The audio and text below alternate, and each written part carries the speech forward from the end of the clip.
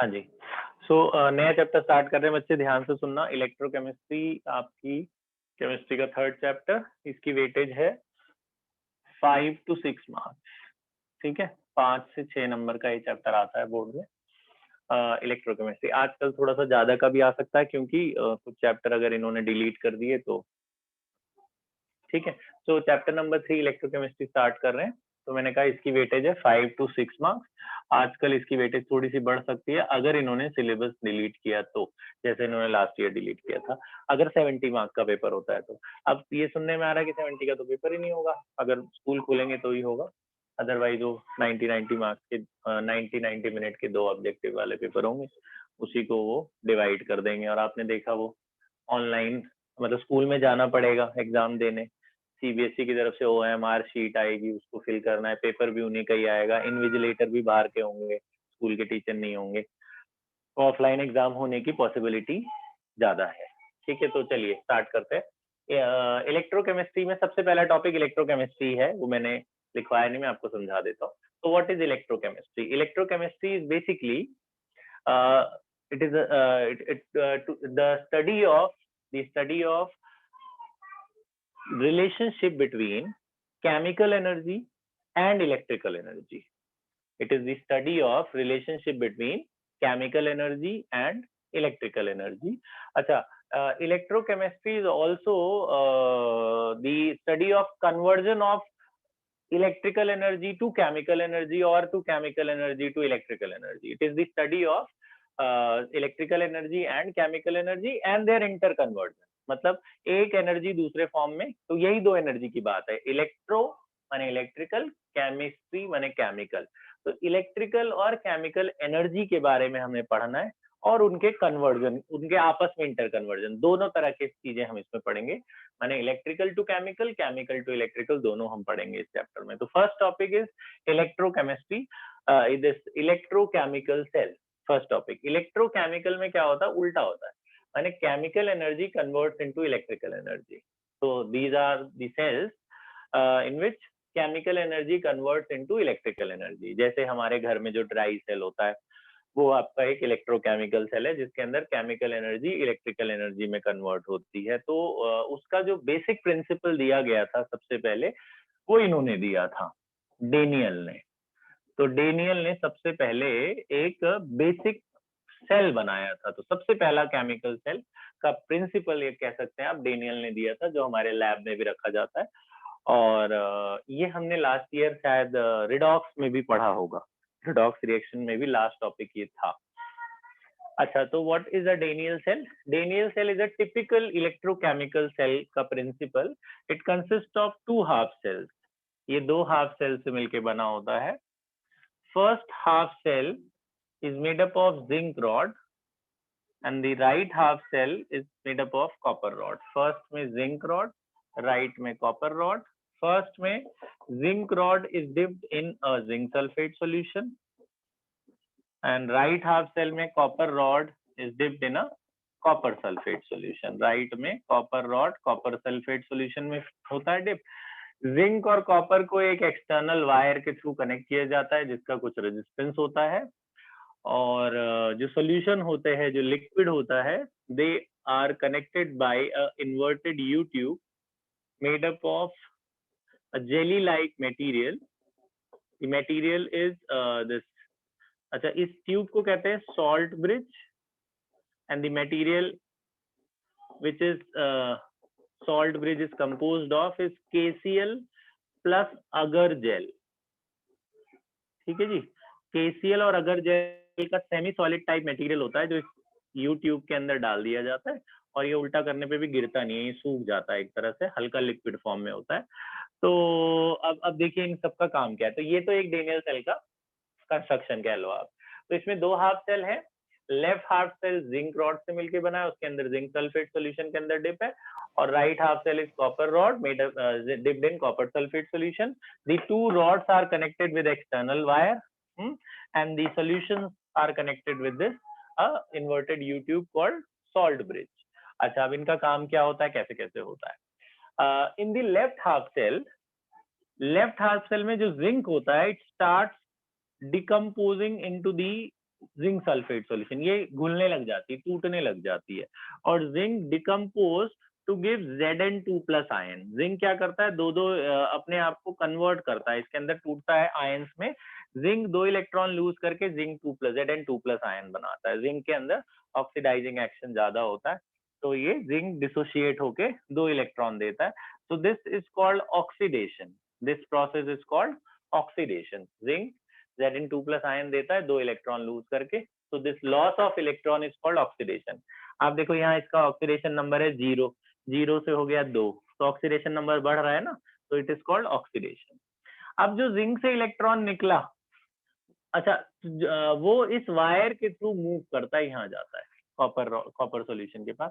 Copper वाली जो rod होती है, इसके जो सॉल्यूशन होता है, इन्हें इलेक्ट्रोलाइट कहते हैं। The zinc sulphate and copper sulphate are called electrolyte. तो ये कॉपर सल्फेट होता है, ये टूटता है अपने आयंस में, किसमें, कॉपर आयन और सल्फेट आयन में ये टूटता है।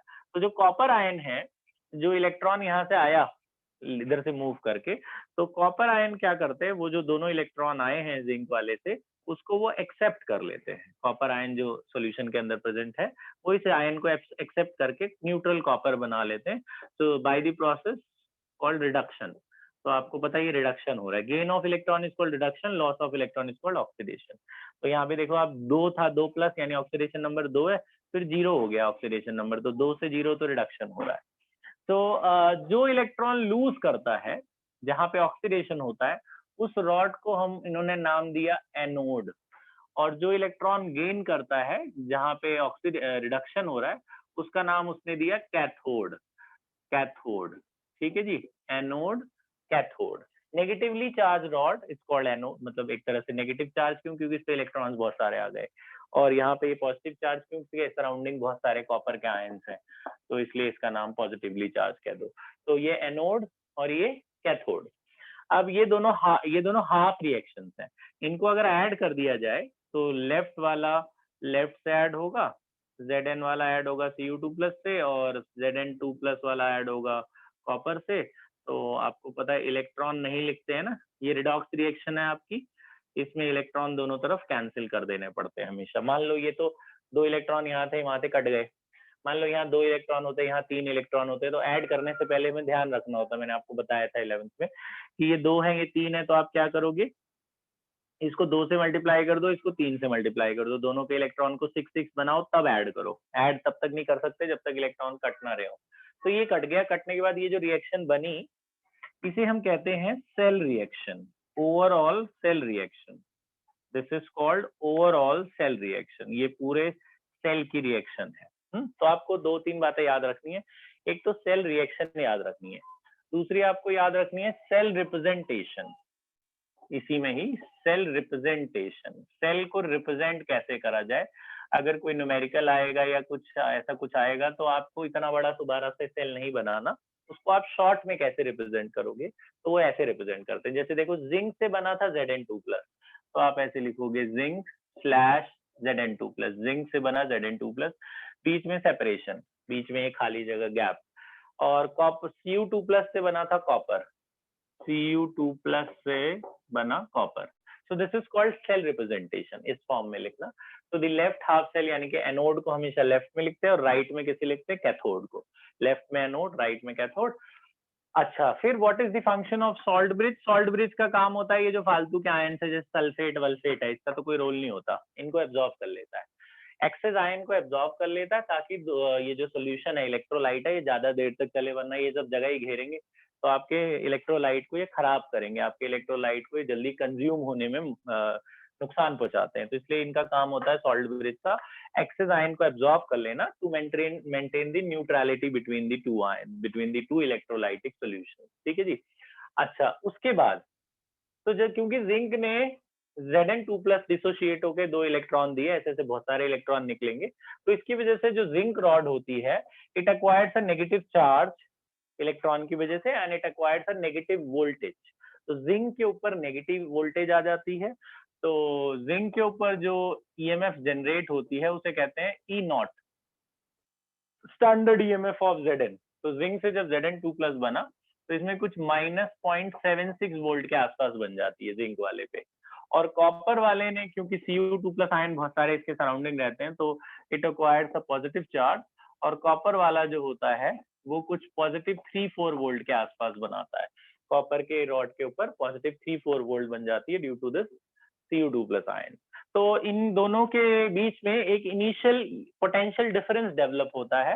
That initial potential difference is called standard EMF of the cell, जो हमने 11th में भी किया था। स्टैंडर्ड ईएमएफ को हम ऐसे निकालते हैं, ई of cathode minus E of anode, E not of cathode minus E not of anode. क्या मैंने राइट माइनस लेफ्ट ऐसे याद कर लिख लेना, E right minus E left, या कैथोड माइनस एनोड भी कर सकते हो आप, E right half cell minus left half cell.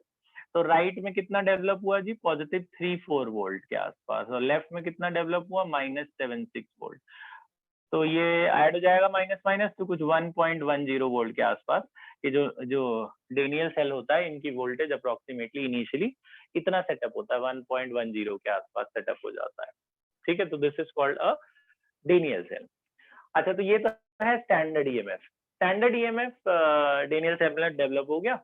उसके बाद मान लिया जाए कि भैया हमने बाहर से कोई इलेक्ट्रोलाइट चेंज कर दी इनमें, या थोड़ी देर बाद वो, ये तो इनिशियल ईएमएफ डेवलप हो गया। मान लो इनकी मोलैरिटी, पहले तो शुरू में इन दोनों की मोलैरिटी सेम सेम रखते हैं, मान लो डिफरेंट मोलैरिटी रख दी, मोलैरिटी थोड़ी अलग कर दी, इनकी कंसंट्रेशन इलेक्ट्रोलाइट की चेंज कर दी, तब बोलेंगे ईएमएफ बताओ। तब जो ईएमएफ डेवलप होता है उसे हम स्टैंडर्ड ईएमएफ नहीं कहते। When we change the concentration of both the electrolyte, तब उसका वोल्टेज कैसे निकाला जाए। तो डेनियल सेल हमारा यही खत्म हो गया। यहाँ छोटी सी जगह उसमें एक चीज लिख रहा हूँ मैं, वो साथ लिख लेना इसी रिकॉर्डिंग में। सो कहने का मतलब है कि अगर हम इसकी मोलैरिटी को बदल दें इलेक्ट्रोलाइट की, तब इनका वोल्टेज बदल जाता है। तो उसका वोल्टेज कैसे निकाला जाए, इनका ईएमएफ कैसे निकाला जाए, उसके लिए एक साइंटिस्ट और आए, उनका नाम था नर्स्ट। नर्स ने एक इक्वेशन दी to find EMF of a cell at any concentration. किसी भी कंसंट्रेशन पे हम ईएमएफ ऑफ सेल निकाल सकते हैं। तो ईएमएफ का उन्होंने ये फॉर्मूला दिया, E naught minus 0.059 upon n log product, ये मैंने थोड़ा सिंप्लीफाई करके लिखा है, एनसीईआरटी में थोड़ा अलग है, लेकिन आप ये यूज करेंगे तो जल्दी होगा। तो ये फॉर्मूला है ईएमएफ का फॉर्मूला है ई नॉट मतलब ये standard EMF minus 0.059 upon n log product by reactant. This is called Nernst equation. इस फॉर्मूले को कहते हैं नर्स्ट इक्वेशन। अब इसको कैसे यूज करते हैं मैं भी आपको बताऊंगा। इसमें कौन क्या है वो अभी बता देता हूँ। ई नॉट तो का मतलब तो यही है स्टैंडर्ड ईएमएफ। एन का क्या मतलब है, कितने इलेक्ट्रॉन का ट्रांसफर हुआ। जब हम ये ऐड कर रहे हैं तो हमारे 2 इलेक्ट्रॉन कट गए थे यहाँ पे ना, 2 इलेक्ट्रॉन का ट्रांसफर हुआ, तो एन यहाँ 2 डाल देंगे। मैंने कहा मान लो ये होता 3, ये होता 2, तब एन क्या रखें। तो इसको जब आपने 2 से मल्टीप्लाई किया और इसको 3 से किया, दोनों 6 हो गए, तब उस केस में एन को 6 डालना है। अगर सेम सेम है तो एन तो 2 ही हो गया, कितने इलेक्ट्रॉन ट्रांसफर हुए। और ये प्रोडक्ट अपॉन रिएक्टेंट क्या है कि जो ओवरऑल सेल रिएक्शन होती है उसमें मैंने यहाँ पे तो क्या है कि दोनों की कंसंट्रेशन सेम थी, तो यहाँ पे क्या है, अगर मैं इसे 1 मोलर ले रहा हूँ तो इसे भी 1 मोलर ले रहा हूँ, तो इसमें तो कोई फर्क पड़ा नहीं। तो लेकिन अगर अलग अलग मोलैरिटी होती इन दोनों की, तो प्रोडक्ट में कौन सा आयन है, प्रोडक्ट में आयन है Zn2+, और रिएक्टेंट में कौन सा आयन है Cu2+। तो प्रोडक्ट अपॉन रिएक्टेंट का मतलब होगा आयनिक कंसंट्रेशन ऑफ दीज Zn2+ का कितना मोलैरिटी है वो यहाँ रखेंगे, और रिएक्टेंट में Cu2+ की कितनी मोलैरिटी है वो यहाँ रखेंगे। वो कब, जब अलग अलग मोलैरिटी दी होगी तब, है ना, वरना इनिशियली तो इसमें इतना ही वोल्टेज सेटअप होगा। तो अभी हम नर्स्ट इक्वेशन का न्यूमेरिकल करने जा रहे हैं, आप उससे पहले ये सारा लिख लो।